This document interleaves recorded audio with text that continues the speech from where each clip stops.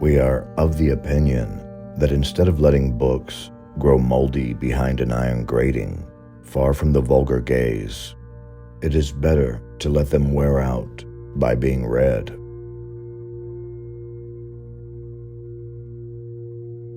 Anything one man can imagine, other men can make real. Science, my lad, is made up of mistakes, but they are mistakes which it is useful to make, because they lead little by little to the truth.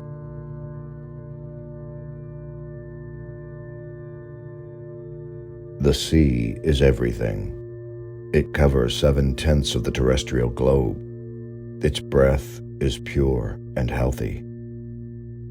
It is an immense desert where man is never lonely, for he feels life stirring on all sides. The sea is the only embodiment of a supernatural and wonderful existence.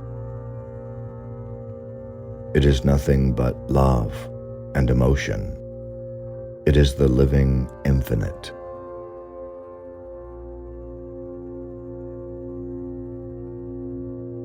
I believe cats to be spirits come to earth. A cat, I am sure, could walk on a cloud without coming through. We may brave human laws, but we cannot resist natural ones.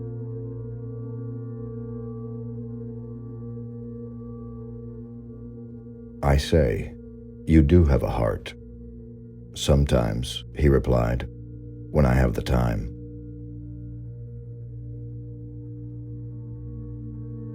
Reality provides us with facts so romantic that imagination itself could add nothing to them.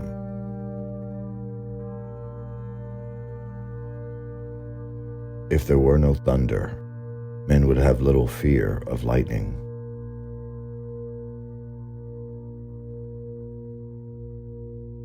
The chance which now seems lost may present itself at the last moment.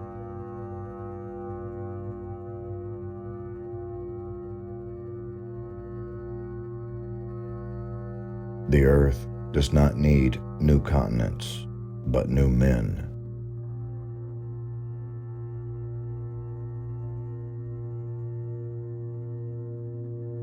While there is life, there is hope.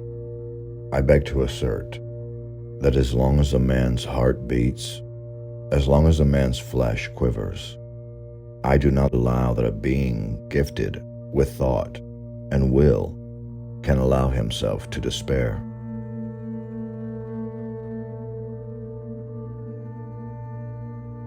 It seems wisest to assume the worst from the beginning and let anything better come as a surprise.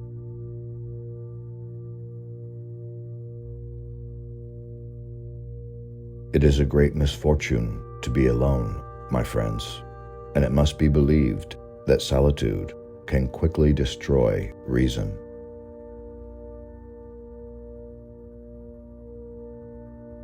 I see that it is by no means useless to travel if a man wants to see something new.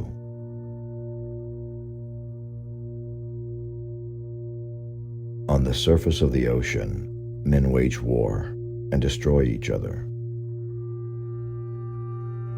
But down here, just a few feet beneath the surface, there is a calm and peace unmolested by man.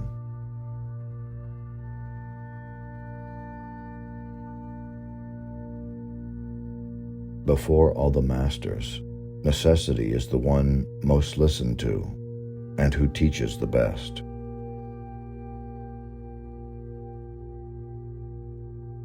But what then had he really gained by all this trouble? What had he brought back from this long and weary journey? Nothing. Perhaps so. Nothing but a charming woman, who, strange as it may appear, made him the happiest of men. Truly, would you not for less than that make the tour around the world?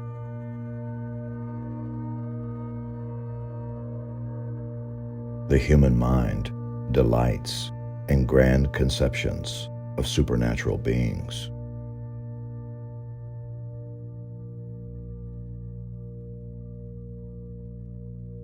They have ears, but hear not.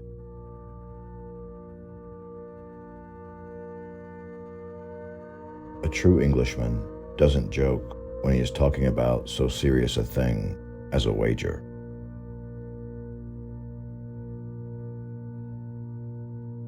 How many things have been denied one day, only to become realities the next? I dream with my eyes open. I looked on, I thought, I reflected, I admired, in a state of stupefaction, not altogether unmingled with fear.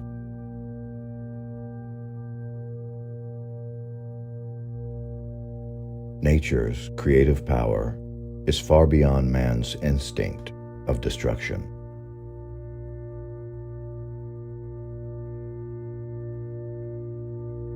There is no more sagacious animal than the Icelandic horse. He is stopped by neither snow nor storm, nor impassable roads, nor rocks, glaciers, or anything. He is courageous, sober, and sure-footed. He never makes a false step, never shies. If there is a river or forge to cross, and we shall meet with many, you will see him plunge in at once, just as if he were amphibious, and gain the opposite bank.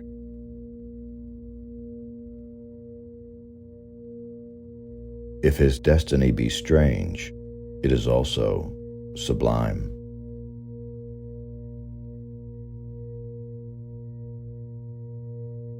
And whichsoever way you goest, may fortune follow.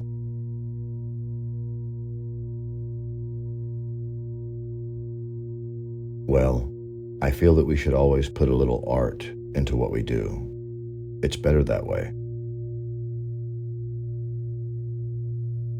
As for difficulties, they were made to be overcome.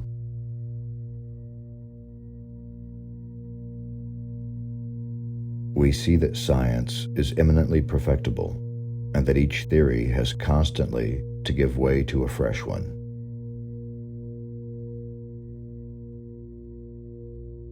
Your dead sleep quietly, at least, Captain, out of reach of sharks. Yes, sir, of sharks and men.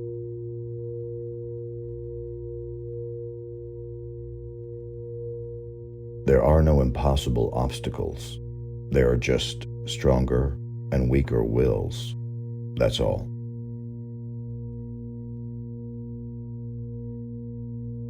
As long as the heart beats, as long as body and soul keep together, I cannot admit that any creature endowed with will has need to despair of life.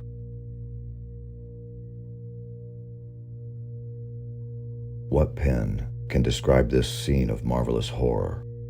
What pencil can portray it?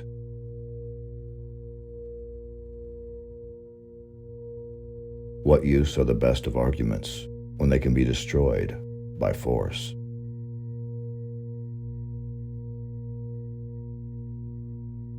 If at every instant we may perish, so at every instant we may be saved.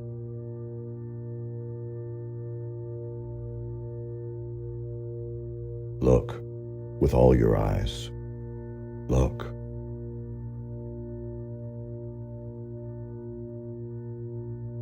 Steam seems to have killed all the gratitude in the hearts of sailors.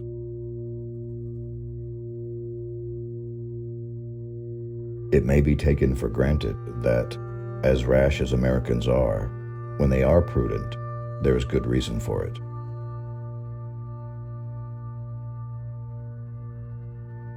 Whenever he saw a hole, he always wanted to know the depth of it. To him, this was important.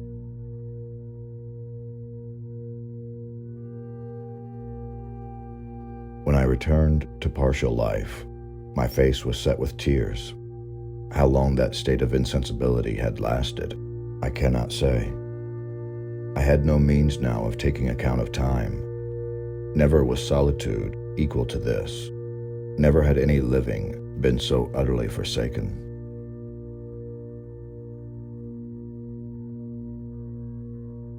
Her shining tresses, divided into two parts, encircle the harmonious contour of her white and delicate cheeks, brilliant in their glow and freshness. Her ebony brows have the form and charm of the bow of Kama, the god of love. And beneath her long silken lashes, the purest reflections of a celestial light swim, as in the sacred lakes of Himalaya, in the black pupils of her great clear eyes. Her teeth, fine, equal, and white, glitter between her smiling lips like dewdrops in a passion flower's half-enveloped breast. Her delicately formed ears, her vermilion hands, her little feet, curved and tender as the lotus bud, glitter with the brilliancy of the loveliest pearls of Ceylon. The most dazzling diamonds of Golconda. Her narrow and supple waist, which a hand may clasp around, sets forth the outline of her rounded figure and the beauty of her bosom, where youth, in its flower, displays the wealth of its treasures. And beneath the silken folds of her tunic, she seems to have been molded in pure silver by the godlike hand of Vikvarkarma, the immortal sculptor. I am not what you call a civilized man. I have done with society entirely, for reasons which I alone have the right of appreciating. I do not, therefore, obey its laws, and I desire you never to allude to them before me again. What's darkness to you is light to me.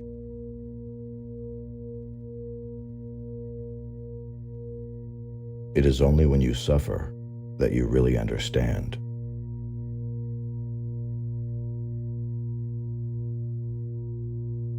A well-used minimum suffices for everything.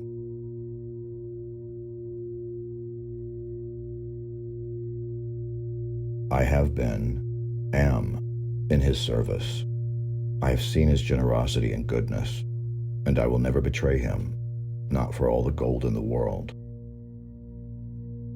I have come from a village where they don't eat that kind of bread. However, everything has an end.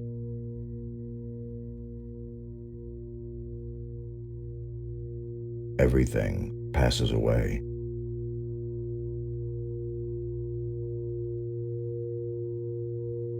Even the hunger of the people who have not eaten.